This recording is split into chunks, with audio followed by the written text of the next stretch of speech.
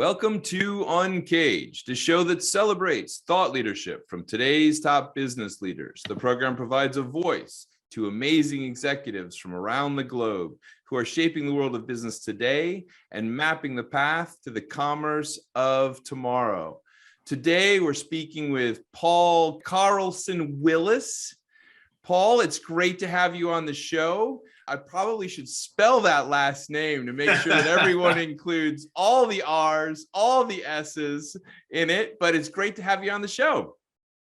Thanks, Ben. And if it's easier, you can call me PKW, which is what most people end up doing within like 2 or 3 seconds. So, Excellent. So feel free to use that. Excellent. Well, Paul is the CEO of Justly Markets, and Justly is a financial services company that is working on some great ideas of really helping people invest principal with principal, discovering vetted opportunities so you as an investor can confidently invest in the people and causes you believe in. And so we'll go further into Justly in a second. But before we get there, Paul, tell us a little bit about yourself and your career. So I've been in the financial services business now for 38 years.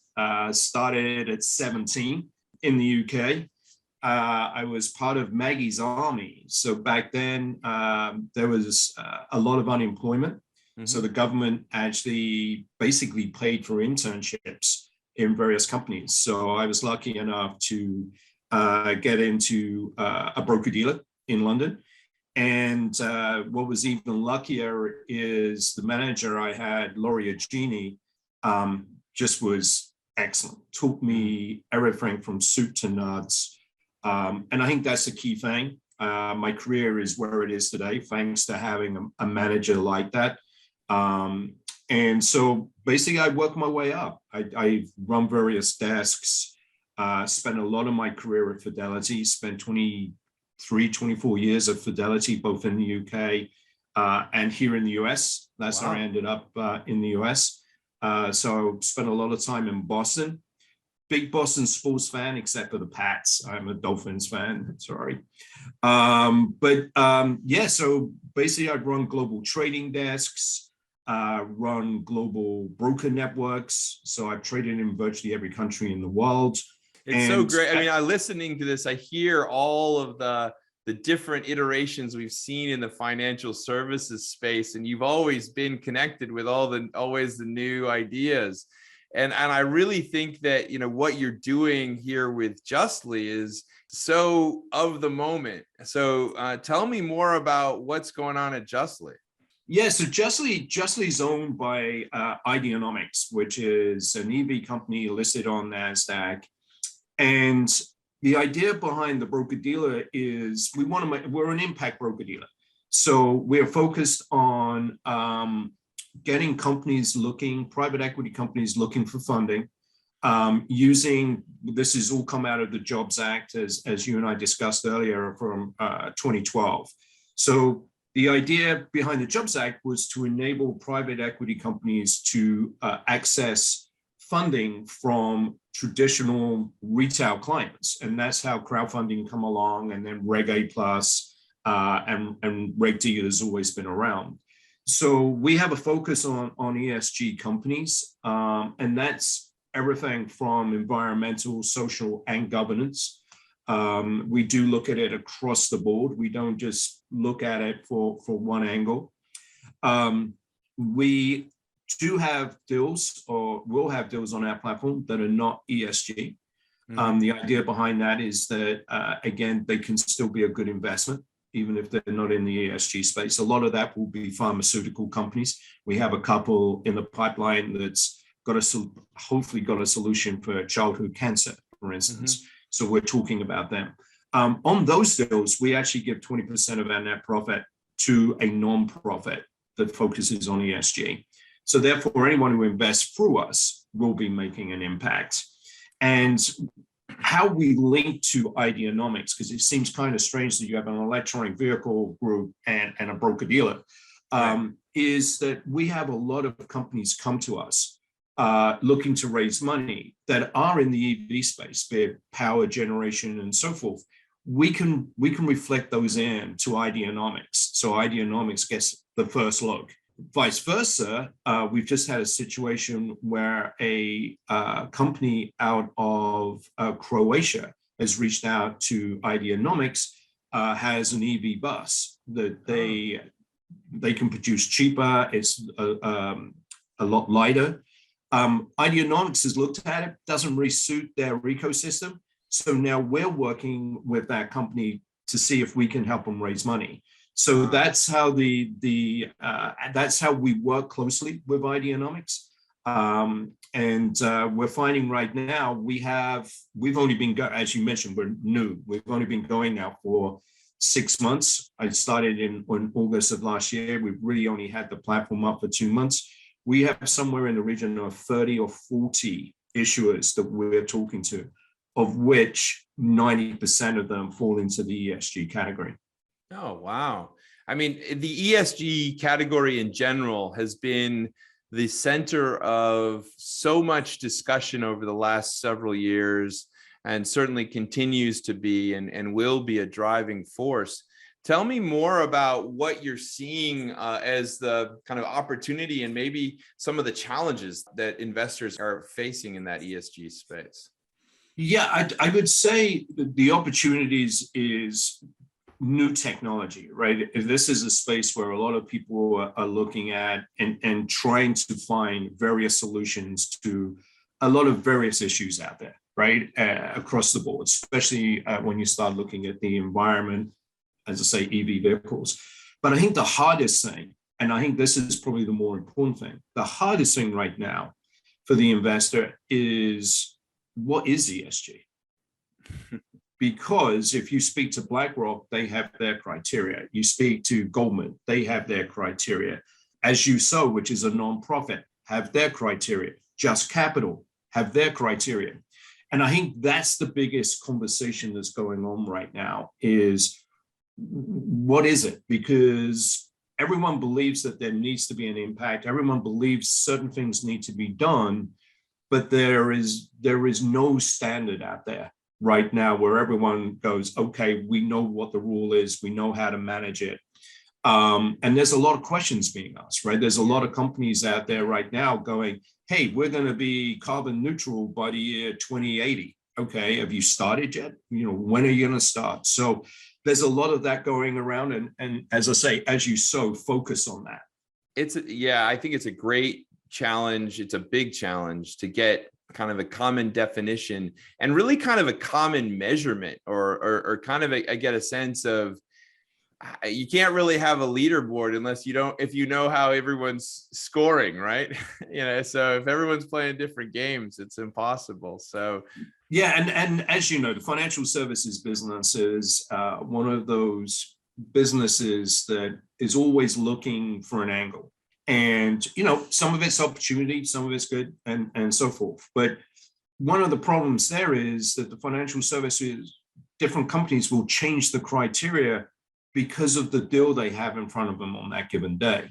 So you're not seeing the weight of the financial services industry necessarily pushing for an agreed upon criteria, because as soon as you get that, doesn't give you the flexibility you need to put this is green or this is ESG on an ETF or whatever it may be. So that's going to be the hardest thing, and that's the hardest thing for investors. I remember the first time I kind of explored the ESG space, and I was kind of like, how did the E and the S get connected with the G? Because governance has been one of these things that's been there forever, right? And suddenly it's bundled, and I feel like they're kind of universes of their own. It's a kind of probably 3 measures are needed. Yeah, and it's interesting because if you take a solar company, right, everyone would say, oh, solar company, that's ESG. Well, yes, it could be, but what is their social and their governance, right? So they could have a solution for cleaner power, but the way they run the company is not ticking the S box or the G box. Yeah. And again, that's what a lot of people miss, right? They'd be like, solar company, yep, that's good. this company, that's good because of these measures. And that's why you've got, as I say, the As You Sows, the Just Capitals out there who are nonprofits saying, hey, you need to look at the whole equation rather than just necessarily the product that they're producing. Yeah. Well, let's shift gears a little bit and talk about the last couple of years. Tell me how the pandemic moment has really played out for Justly. And, I'm more focused on kind of the insights and opportunities that you guys have pulled from this. Yeah, I think there's two things. One, on the Justly side, because we have a small office in New York, but everybody is scattered around the US. And that therefore enables us to hire better. It doesn't matter where the person lives as long as, they fit our culture and have the expertise. So I think that's been something that companies have got a lot more used to.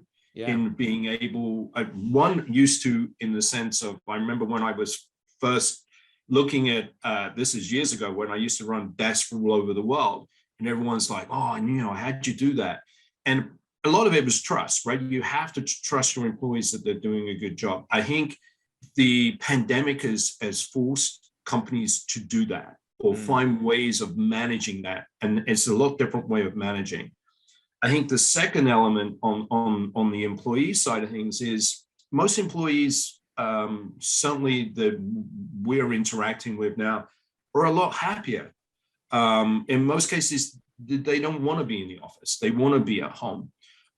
They want to be able to take their kids to school. We're kind of lucky at Justly. We're not a 9-to-5 company. We're not, even though we're a broker dealer, we're not reliant on the stock exchange and when it opens, when it closes. The days where I used to be glued to a screen for 10 hours, thank goodness, is gone. So we're enabling the employees to have more of a, as I say, work-life balance. And therefore, I found that people are engaged more. The employees are engaged more. And they actually like it because, again, you're kind of saying, we trust you. I can't see you. I can't come and tap you on the shoulder. We trust you. And I think, the big thing with any employee, you want to be trusted. Yeah. So I think that element has been a major plus. And then the other element, as far as the business side and the private equity side, I think a lot of people have taken the opportunity over the last few years of, because they've been forced to be at home, because they've been forced to use technology, and in some cases, sadly laid off, they've founded their own businesses, right? They've actually done something they probably wouldn't necessarily have looked at or considered or took the risk, right? Do I leave my job or do I try this? And I think that is part of it as well. I think that's the exciting element that's come from it. That I think there are a lot of businesses out there that may not have started if it wasn't for COVID. Yeah, no, I completely agree. And I love your insights there. It's interesting because I think that there are probably certain sectors that have a bit of a jump on this new era, and yours might be one of them, where, I think financial services companies have been a little bit savvy, more savvy in terms of how they kind of have teams all over the place. And certainly Justly is leading the pack. So we can all learn from you in that regard. But tell me, Paul, about 2022. Here we are in the future. We're living in the sustainable future. If we have a future, this is it. So tell me what the plans are for this year. I think the biggest plan, as I say, we started in August last year. So the biggest thing, from my experience of building businesses, you need to make sure you're building from a good platform and a good place. So we spent a lot of time on our technology. We spent a lot of time on compliance. As you can imagine, the broker-dealer space, compliance is huge, especially in this space because it's continually growing. The SEC and FINRA are continually looking at it. Social media and how broker-dealers and platforms like ourselves are using social media. So we've had to make sure that we had all that bolted down. So now we're in that exciting phase. We're able to, as I say, we've got a pipeline of 30 or 40 companies coming in. The exciting thing about that is these are companies and industries I'd never looked at or understood as much as I do now. And it's really great every morning getting up, speaking to a CEO who's passionate about what they're building and passionate about the difference that company can make. And that's refreshing. And so that's very lucky for me. I think also with the team I have, I mean, I'm learning every day from my team. This was a new venture for me. I liked it because of what it stood for and being an impact broker dealer, but I'm certainly not a private equity guy. I'm definitely more of your traditional equity global trader. So I'm learning an awful lot from the great people I have around me. And again, that's always nice. It's nice getting up every morning, knowing that you're going to learn, knowing you're going to deal with passionate people. So what does 2022 have in store for us? I hope that we're going to make the impact that we believe we can. Yeah. We're going to put the effort in. We believe we have the right vision. We certainly seem to be getting the buy-in from a lot of people in the industry. There's a lot of people very interested in what we're doing and how we're doing it. And as I say, the amount of issuers that have found us without us actually going out and advertising and hunting down companies looking to raise money is exciting. It's an exciting start. I love the tagline, invest your principal with principle. I think you've nailed it, Paul. It's been great talking with you. We've been speaking with Paul Karrlsson-Willis. He is the CEO of Justly Markets. We've been talking to him about what Justly is up to. It's a company that allows you to discover vetted opportunities so you can confidently invest in the people and causes you believe in. Paul, if someone wanted to learn more about what you're up to, where should they find you? Investjustly.com is a great place to go, which is the website, and you can register there.